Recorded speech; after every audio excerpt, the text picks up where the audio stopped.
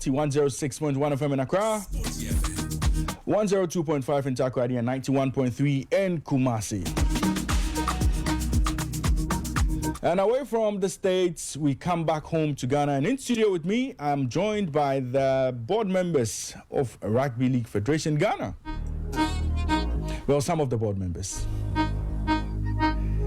And last week we were discussing the game between the Squallers and the Bulls, and that was a big match. And I'll tell you about how that game went because I had both teams in studio. The Squallers were here, the Bulls were here as well.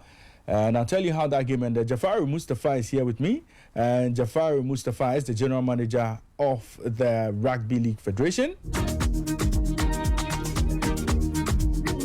And we are very privileged this morning to be joined by the president of the Rugby League Federation. And she's been re-elected to steer the affairs of the Federation from now to 2027. And it is my singular pleasure to introduce and welcome Juliana Storey to the studios of Sport TFM this morning. Juliana Storey, good morning to you and welcome to Sport TFM. Good morning and thank you for having us. And I think that it will be very important and right for me to congratulate you on your re-election as president of the Rugby League Federation Ghana. Thank you. Right. And I'm also joined in studio by Mustafa Jafaru, who's the general manager of the Ghana Rugby League Federation. Mustafa, good morning to you and welcome to Sport TFM. Good morning, Ray. Good morning. Well, today I'm going to have a conversation with Madam Juliana Storey, but we're going to have a conversation around what happened last weekend. Last Sunday between the Squallers and the Bulls. The Squallers the Bulls. The Bulls were attacking tough. They said they were going to deal with the Squallers. The Squallers currently top of the table. Yes. Take us to that game, just quickly before I have my conversation with Madam Juliana Storey. So, anyone who watched the game or have seen the flyer of the game could see the shirts of Emmanuel Achampong to case. You could see that the shirt was some way torn. That shows you how the game was very, very, very tough. At a point, both teams were around 14-14 on the scoreboard, but it took some prowess from Emmanuel Achampong and some of the players to pull this off. The game went from something quiet to very aggressive because a lot of them have been here to brag about the game. You could see Tukes and the rest were all having these discussions around what if I lose? I've made a lot of noise. It was intense. And one unique thing about the game also was it was officiated by our female referee, Jackie. So Jackie was in the center of the game and she officiated very, very, very well. To look at the game, that is our El Clasico, and we're having our first female referee to officiate that. That should show you the level of commitment around inclusivity. We believe everybody can do the sports, and the women are showing and are standing out. Right. Mustafa, we'll get back to that conversation in a bit, and hopefully next week you can bring me the two teams and let me deal with them because the Bulls were talking tough. I didn't know they were going to get walloped like that. But 22-14 is not a big margin. It's like two tries, so like let's say 4-2 or 2-0 difference 2. Oh, okay. Yes, but I'll still bring them. You have to teach me the scoring because 22-14 looks like a big gap for me. If you score 1 point, it's 4 points, and then if you convert, it's 2 points. Right. Yeah. So if they could have scored 2 more tries, it would have still been a draw. Yeah, but I think Scholars did well. And they tagged you guys also. So. Yes. Congratulations to the Scholars. Better luck next time. The Bulls will be following the season. So the Rugby Football League season will be following you. So we'll see how things pan out there. But let me begin my conversation with Mrs. Juliana Storey. And once again, congratulations to you, madam. Thank you. Right. Now, let's get into a bit of your journey to Rugby League Federation. What inspired you to take this role? Okay, it was a coincidental role. My son played rugby, from school, and eventually he got selected to join the Ghana team. Okay. So when he came over to join them, I helped and I supported and I sponsored a few of the lads, and they'd come home and I'd make barbecues for them and all that sort of thing. And eventually I started sort of following the team as they went around and giving interviews, and just slowly just got more involved with rugby league here in Ghana. And I saw the work they were doing, and in meeting people, talking to people, the drive was there, and it just all needed to be pulled together. So they invited me onto the board. There was a Zoom meeting. As it is with Zoom meetings, you tend not to concentrate, you know? Right. So I was floating in and out. And then I just heard, so it's all been agreed, we voted, Mrs. Storey is the president. And I was like, whoa, when did that happen? But that's how it came. My son has always played rugby since he was a young boy, and he was able to play for Ghana, and it just grew out of that. So I'm a rugby mum, so I have a full understanding of the game. I understand the commitment it takes. I understand the energy and the effort, and my background in economics and business as a teacher, and also setting up my own businesses, sort of helped with the skill set that I needed really in this role. But I've been greatly supported by Jaffa & Co. in this role. So to grow the game in Ghana, that was the main inspiration. Right. So you are expected to steer the affairs of the Rugby League Federation for the next 3 years. Yes. What do you bring to the federation? Okay, what do I bring? It's funny, we all bring skill set, but I think I bring a certain element of discipline. I'm very focused on good governance. I'm very focused on developing good habits, and that is from time management. When we make a commitment to something, that we get it done on time and we get it done properly. I'm very focused on growing the game because I know the potential it has, and I know the benefits it brings to those that participate in the game. With my educational background, I have a clear understanding of the additions it brings to children when they get into sports. Healthy mind, healthy body. So for me, what I bring to it, my understanding of the game, my understanding of the advantages for youth and females getting involved in the game, my understanding of how international bodies work, their rules and regulations, their expectations. And I think my style of management, which is sometimes you lead from the front, but you can also lead beside people. Right. And you can also lead from behind, just motivating and supporting people. So for me, my ability to work with a broad spectrum of people and to motivate, I think that's what I bring to it, and the continuation of the work that we started in the previous 2 years and bringing it to fruition in the next 2 years. Right. You made mention of women in the game. Yeah. And speaking to Jafaru and, monitoring a few of the things they do, you don't have too many women in the sport. How do you intend to get a lot more on board so rugby becomes a thing, a sport that women love as well? Absolutely. So we do have a number involved. Obviously not as many as we would like. However, we will use them as brand ambassadors.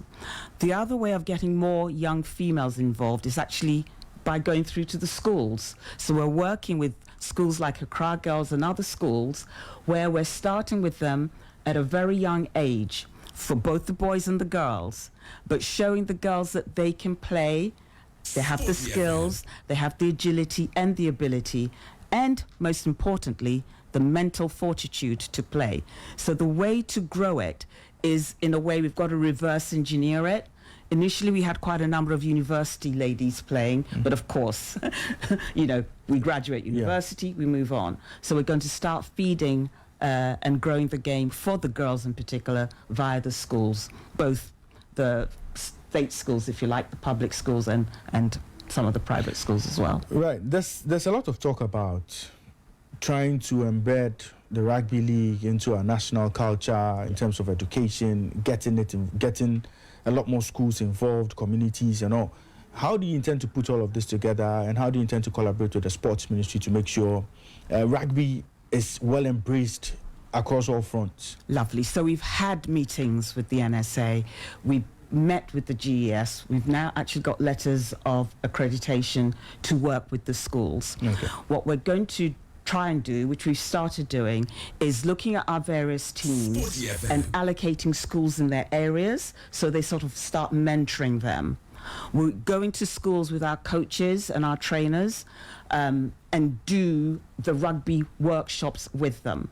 So it's a many-fronted approach in terms of publicising the game, working with the municipalities, working with the Ghana Education Service, or working with the schools themselves, and going in, holding tournaments for the younger bracket within our age groups, and exposing them to the game, letting teachers have first-hand experience of actually watching the game with all the safety protocols in place to put everyone's mind at ease. Right.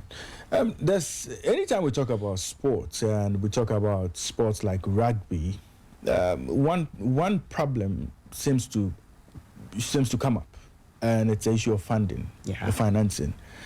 Now, there are a few sponsors on board. We know there's the Salford Red Devils, there's the Future Stars and all. How do you intend to, attract more sponsorship for the group locally and internationally? And also, how do you intend to work with the existing partners to make sure Rugby League stays strong? Absolutely. So at the moment, we're quite fortunate. We have people like Polytank, GB Water, etc., that are already on board. We hold networking meetings, we hold breakfast meetings where we invite our existing sponsors from the commercial space and potential sponsors, where we update them on all the things that we're doing. We have our partners abroad fly in to talk to them so that they understand fully the vision for the game. The game has an incredible amount of potential, and I think most business-minded people can see that. So the idea is, yes, to get the private sponsorship. The bigger the game, the more exposure those private corporates have with us. So as the game grows, we truly believe we'll get more partners on board. We keep them fully informed. We keep them on point, as it were, with what we're doing. In terms of the international funding, as a league, when we meet certain protocols, we will be invited to and qualified to join the International Rugby League. Okay. That comes with funding in its own right. So it's one of those things, we need to get to a certain stage before we can get the proper funding. But I think with our vision and all the systems we've put in place, we're certainly on the right path, both to engage corporate and the international funding that we could attract. I chanced on the picture, and you were in that picture with the Deputy British High Commissioner. Yes. Any plans to partner the British High Commission to get a few more events and get a few things in place for the Rugby League? Absolutely. Very fortunate. He happens to be a huge Rugby League fan himself. Okay. And in actual fact, he's come to several of our games, and he's able to I say tweet, it's now X, but he's able to get us exposure both here and in the north of England, where rugby league is really huge. And that brings interest in what we're doing and possible sponsorship. Working with the Salford Red Devils as well, that exposure over there. The diaspora sees what we're doing, and I'm not saying regularly, but often enough, we get people who say, yes, we're going to send you some rugby balls. Yes, we're going to send some money to sponsor the ambulance for this game, and so on and so forth. So it's the old pebble and the ripple effect. Right. With people like Keith on board, once we get that exposure, and that, if you like, backing, it brings others on board. Right. This is still Sporty FM, and this is still the Sporty Breakfast. You're live on Sporty 106.1 in Accra, 102.5 in Takoradi, and 91.3 in Kumasi. We are having a conversation with our friends from the Rugby League Federation, and they have a new president.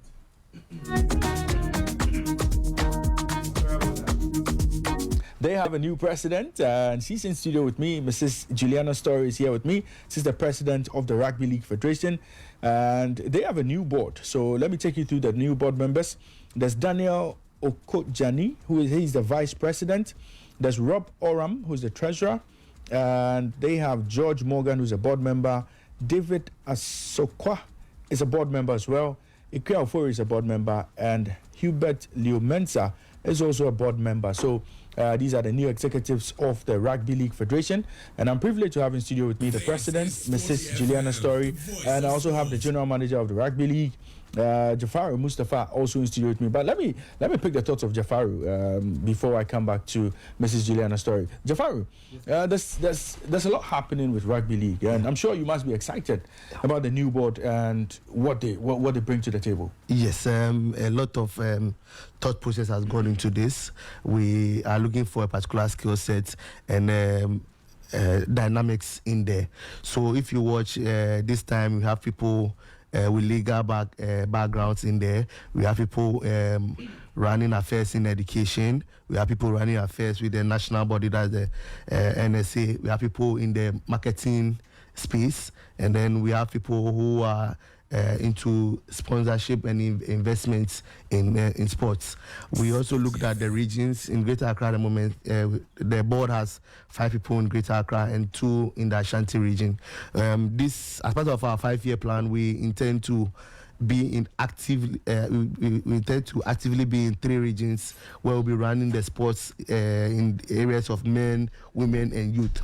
So come 2027, the board is going to have people from all these regions, so they are able to steer the affairs of the various regions. We believe in the people we've selected to lead the Rugby League Federation Ghana, and we just want people to wait for 2027. Right. Thank you very much, Jafaru. Mrs. Storey, before we wrap up the conversation, just my last question to you. On a personal level, yes. What does the Rugby League mean to you, and what kind of legacy do you want to leave for the Rugby League before it ends in 2027? Okay, so what does Rugby League mean to me? Rugby League means an awful lot to me. The first thing is this. I think I say this in most of my interviews. I genuinely believe that rugby league, and the characteristics it takes to play the game well is embedded in the Ghanaian spirit. Yeah. We're fearless, we're fast, we can think on our feet, and we're not afraid of a challenge. For that reason, I think rugby league has a future here. The legacy that we would like to leave is, having built the sound foundations, having created the pathways through education, through to university, through to possible international careers, where our people using rugby league can go forth and fly. If we can build that solid foundation, put the systems in place, the process in place, and have it functioning long after this board has left and moved on, then I think we would have done a good job. I think rugby league has an awful lot to offer, both those who participate in it, those who organize it, and those who watch it. So for us, the legacy would be to embed rugby league into the Ghanaian culture and see the Ghanaian national team up there playing with the best of them and winning. Right. And there's the Rugby League currently ongoing. There's the Scholars, there's the Bulls. Do you have any favorite team in there? Oh, no. Clearly, not something I could disclose. Okay. Not in public. Okay, so you're going to tell me when we go off? Possibly. Right. And let me say a big thank you to you for joining us in studio today.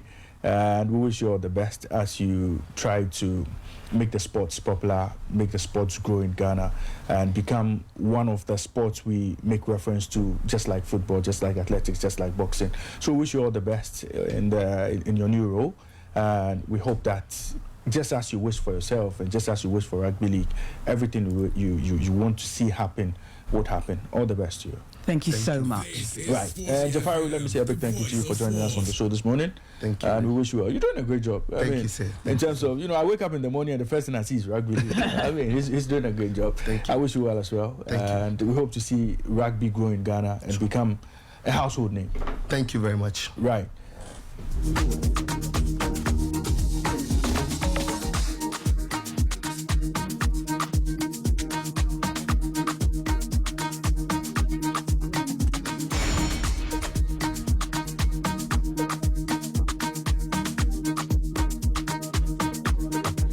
So our friends from the Rugby League Rugby League Federation joining us in studio. Yeah, why am I saying football? You know, there's a lot of football we talk about. So, yeah, but this is the voice of sport.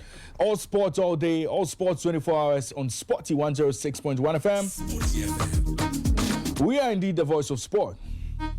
And let me say a big thank you to the entire production team. This is where we draw the curtain down on today's edition of Sporty Breakfast. Nane Ikuya Mankwa, Janet Asbella, Nane Ikuya Mankwa, Immortal Ijakwe Champo, Emmanuel Ayamga, Yusuf Decider, Yusuf Decider, Issa.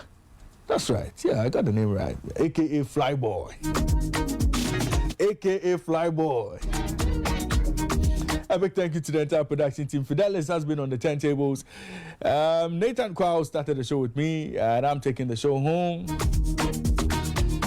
To our content head, to our team lead, Gary Al Smith, a big thank you to you for making this show successful. Programming on Sporty FM continues. There's news at 12, the Sporty Plug at 12:30 with Nana Kwame and the team. The Sporty Drive at 4 p.m. with Fifi Banton. And at 7, European Nights with Kosi Fiaka and the rest of the team.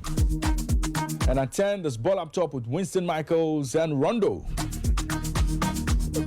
There's a lot for you on our exclusive 24-hour sports station, Sporty FM 106.1. Keep listening to Sporty FM. We are the voice of sport. Up next is Nathan Kwao with Inside French Football.